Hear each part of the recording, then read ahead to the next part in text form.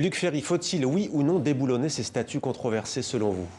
Ça dépend jusqu'où on va, parce que dans ce cas-là, on peut aussi brûler Tintin au Congo de Hergé, qui est en effet un monument de racisme. On peut aussi déboulonner les œuvres, je sais pas moi, de Corbusier, qui était antisémite, de Sioran, qui a été nazi, enfin de beaucoup de monde, de Voltaire, qui avait des actions dans ce qu'on appelait le bois d'ébène à l'époque, donc dans les traites négrières.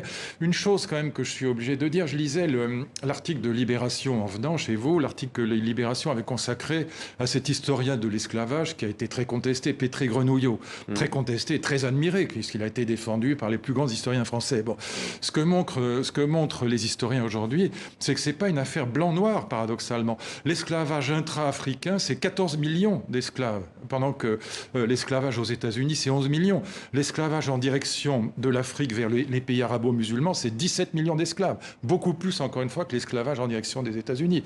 Et donc, on a ce que montrait Lévi-Strauss en 1952 dans ce petit livre Race et Histoire, qui a été très très important dans l'histoire intellectuelle de la décolonisation, c'est que le racisme et l'ethnocentrisme sont des catégories universelles. Dans les sociétés qu'on appelait primitives, puis qu'on appellera sauvages ou traditionnelles, on considérait qu'étaient vraiment hommes, humains, le membre de la communauté ou de la tribu. Les autres, c'était des barbares. Barbares, vous savez ce que ça veut dire en grec? Bebe, c'est celui qui bégaye, parce que c'est un étranger qui ne parle pas bien la langue. Et donc, ce que dit Lévi-Strauss, il a raison. Le racisme, est là, c'est une catégorie universelle. C'est pas un sujet blanc-noir, pas du tout. Il n'y a pas que les manifestants qui agissent. Il y a la ville d'Anvers, par exemple, en Belgique, qui a décidé de déboulonner la statue de Léopold II, l'ancien roi des Belges, pour les millions de morts au Congo, Kinshasa. Autant n'emporte le vent aujourd'hui, Luc Ferry, c'est la nouvelle polémique. J'aimerais vous entendre là-dessus. Un des plus gros succès de l'histoire du cinéma.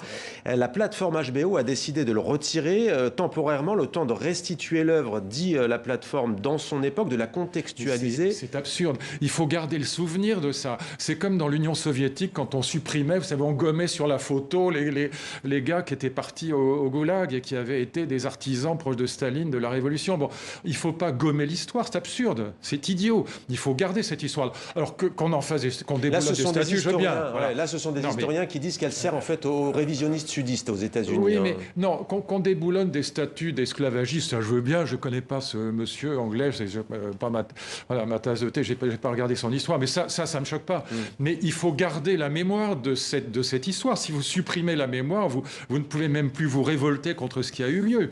Donc c'est une trace de ce passé aussi controversé soit-il. C'est comme les gens qui ne veulent pas qu'on publie Mein Kampf de Hitler, mais il faut absolument publier Mein Kampf, on en a absolument besoin. De même qu'il faut publier les œuvres de Céline. Il faut savoir ce qui s'est passé pour pouvoir le critiquer, pour pouvoir s'en distancier. Sinon, si on perd la mémoire, on est complètement absurde.